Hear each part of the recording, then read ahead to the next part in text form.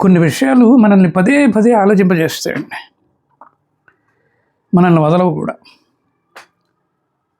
ఇటువంటి విషయాన్ని నలుగురితో పంచుకుంటే బాగుంటుంది కదా అని కూడా అనిపిస్తూ ఉంటుంది.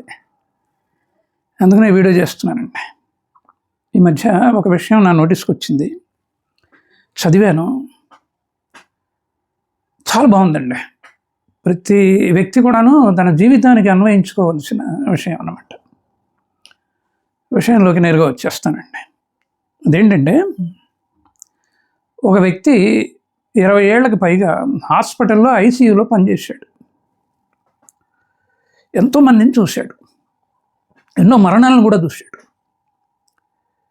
జనరల్గా ఐసీయూలో ఎవరుంటారు మనకు తెలుసు కదా, హార్ట్ ఫెయిల్యూర్కి దగ్గరగా ఉన్నవాళ్ళు, కిడ్నీ ఫెయిల్యూర్ అయిన వాళ్ళు, అట్లాగే లంగ్ ఫెయిల్యూర్ అయిన వాళ్ళు, విపరీతమైన బీపీ షుగర్లతో బాధపడుతున్న వాళ్ళు, ఇట్లా అనేక వ్యాధులతో సతమతమవుతున్న వాళ్ళందరినీ కూడాను ఐసీయూలో పెడుతూ ఉంటారు. సరే, కొంతమంది అదృష్టవశాత్తు డిశ్చార్జ్ అయిపోతూ ఉంటారు, కొంతమంది డిశ్చార్జ్ కారండి, మరణానికి దగ్గరై చివరికి తుది శ్వాస కూడా తీసుకుంటారు. ఇదంతా మనకు తెలిసిన విషయమే. సో ఈ వ్యక్తి 20 ఏళ్ళు పనిచేసాడు కదా, 20 ఏళ్ళకి పైగా పనిచేసాడు కదా, ఎంతోమందిని చూశాడు. ఆయన జీవితంలో జరిగిన ఒక సంఘటన చెప్పాడండి.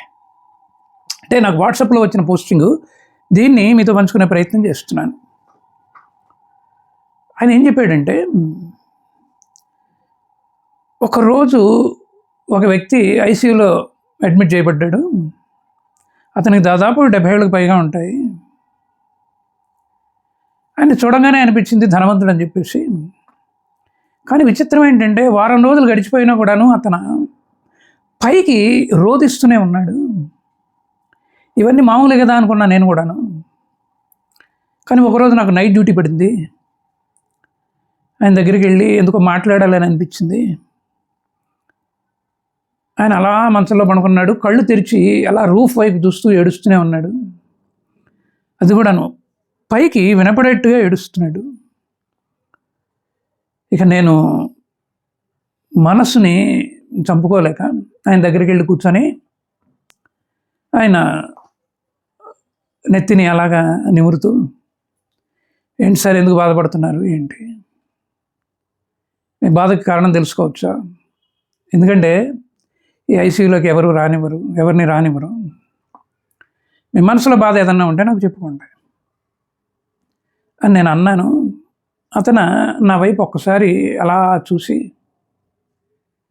చిరునవ్వు నవ్వి ఇలా చెప్పడం ప్రారంభించాడు. అని ఇతను చెప్తున్నాడండి. ఇతని బాడీ నిండా కూడాను ఆ ట్యూబ్స్ అవి పెట్టి ఆ మానిటర్కి కనెక్ట్ చేయబడి ఉన్నాయన్నమాట. అయినా కూడాను ఎక్కడి నుంచో లోతులో వస్తున్నట్టుగా ఉంది అతని వాయిస్. ఇతను ఎప్పుడైతే ఆప్యాయంగా అడిగాడో అతను చెప్పడం ప్రారంభించాడు. ఏమనంటే, ఇప్పుడు అసలైన జీవితం నా కళ్ళ ముందు కదలాడుతున్నది. గతం అంతా కూడాను ఒక సినిమా రీల్ లాగా మూవ్ అవుతున్నది. ఆ గతమే నన్ను బాధ పెడుతున్నది. అనేక పొరపాట్లు చేశాను, ఇవి చేయకుండా ఉండవలసింది కదా, ఎందుకంటే కొద్ది రోజుల్లో నేను చనిపోతున్నాను అని ఇలా చెప్పడం ప్రారంభిస్తాడు. ఈయన ఏమడుగుతాడంటే, నిజమేనండి, అసలు మీరు ఏం చేశారు గతంలో, ఎందుకు ఇంత బాధపడుతున్నారు అని అంటే ఆయన సింపుల్గా ఒక మాట చెప్పేటండి. అదేంటంటే, ఏవి చేయకూడదో అవి చేసేసాను, ఏవి చెయ్యాలో అవి చెయ్యలేదు. ఎంతోమందిని బాధ పెట్టాను, ఎంతోమందిని మోసం చేశాను, ఎంతోమందితో అబద్ధాలు ఆడాను. పలుకుబడి ఉంది కదా, పవర్ ఉంది కదా, డబ్బు ఉంది కదా అని చెప్పేసి చాలామందిని ఇబ్బంది పెట్టాను.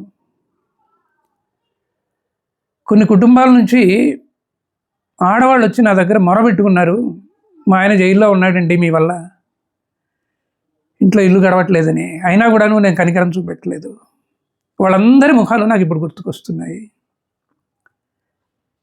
వాళ్ళందరినీ తలుచుకుంటూ ఉంటే నిజంగా ఎంత ఇబ్బంది పెట్టానో కదా అని వాళ్ళని అని అనిపిస్తుంది.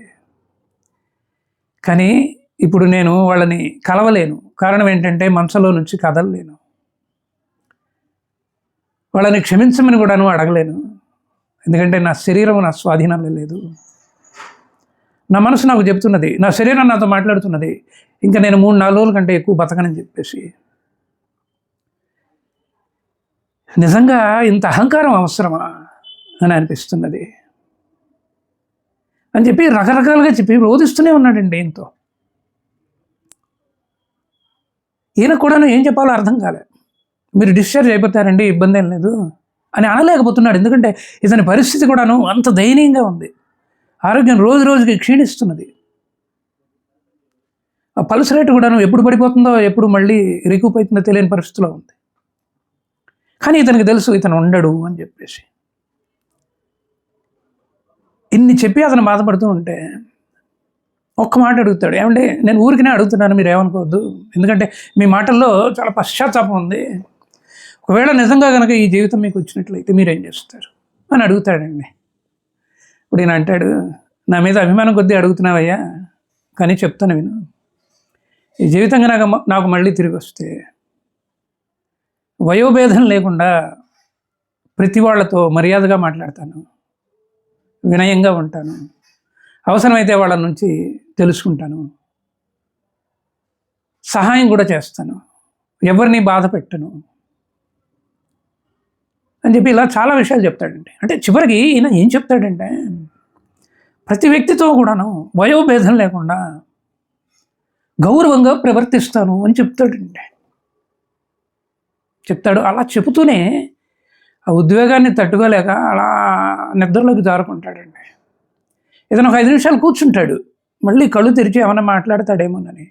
అప్పటికే అతని శక్తి పూర్తిగా ఉడిగిపోతుంది. అలా నిద్రలో జారుకుంటాడు. తెలియకుండాను ఇతని కళ్ళల్లో నీళ్లు చిప్పిల్లుతాయండి. ఎంతోమందిని పేషెంట్స్ని చూశాడు, ఎన్నో మరణాలు చూశాడు, కానీ పశ్చాత్తాపం కన్నీళ్ల రూపంలో ప్రవహిస్తూ ఆయన చెప్పిన మాటలు ఈయనని కదిల్చివేసాయండి, కదిల్చివేసాయి. సో దీని ద్వారా మనకుగా మనం వేసుకోవాల్సిన ప్రశ్న ఏంటంటే, మనం కూడా జీవితంలో ఎన్నో తప్పులు చేసామండి. ఎంతోమందిని బాధ పెట్టాం, మాటల ద్వారా, చేతల ద్వారా, అధికారం ద్వారా, అహంకారం ద్వారా, అవకాశాల ద్వారా ఇబ్బంది పెట్టాం కదా. నాకేమనిపించిందంటే, అందరితో మంచిగా మాట్లాడితే సరిపోలేదు. వాళ్ళ జీవితంలోకి నిజంగా వెళ్ళి మనం జీవిస్తున్నామా, అలా జీవించగలమా, అలా జీవించే హక్కు ఉందా? మహా అయితే సహాయం చేయగలం, అంతే కదా. లేకపోతే వాళ్ళ బాధని పంచుకోగలం, అంతే కదా. ఒక్కోసారి సహాయం కూడా చేయలేం, కొన్ని బాధల్ని పంచుకోలేము కూడా కదండి. కాబట్టి ఓదార్పుగా 4 మాటలు మాట్లాడితే ఇబ్బంది ఉంది. అసలు ఆ మాటకు వస్తే వాళ్ళని గౌరవిస్తే మనదేం పోయింది చెప్పండి. జీవితానికి ఒక సంతృప్తి మిగులుతుంది కదా. ఇంకొక విషయం అండి, అదేంటంటే ఇవాళ రేపు అందరం కూడాను అటువంటి సిక్ బెడ్ మీదకి వెళ్ళవలసిన పరిస్థితి వస్తుందిగా. నిశ్శబ్దంగా గతాన్ని తలుచుకోవాల్సిన పరిస్థితి వస్తుంది కదా. నేను 1-2 వీడియోల్లో చెప్పానండి, జీవితపు చివరి క్షణాల్లో మనిషి దేని గురించి బాధపడతాడంటే, చేసిన సహాయం గురించి ఏం పెద్దగా సంతోషపడట, చేసిన తప్పుల గురించి, ఇతరులకు కలిగించిన ఇబ్బందుల గురించి తలుచుకొని పదే పదే బాధపడతాడట. జీవితం చేజారిపోతున్నదే, ఇంకా రాదు కదా, అలా చేయకుండా ఉండవలసింది అని చెప్పేసి బాధపడతాడటండి. అంటే స్వానుభవంలోకి మనకి వస్తే తప్ప ఈ విషయం యొక్క విలువ తెలియదండి.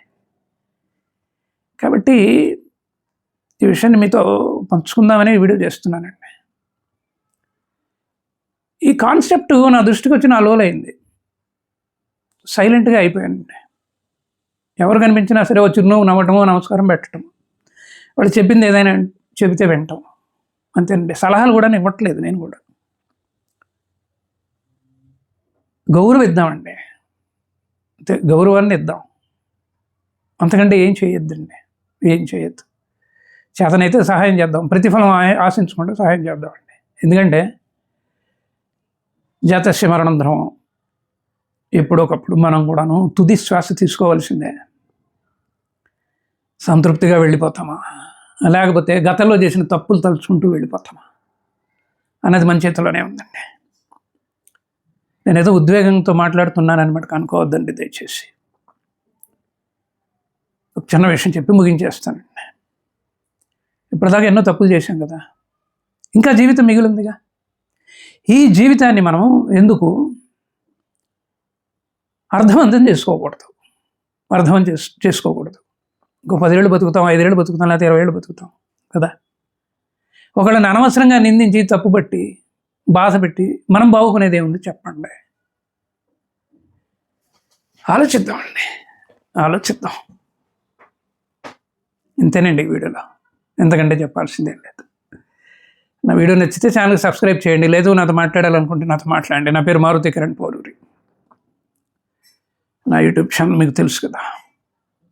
నా ఫోన్ నెంబర్ వచ్చేసి 9491063089.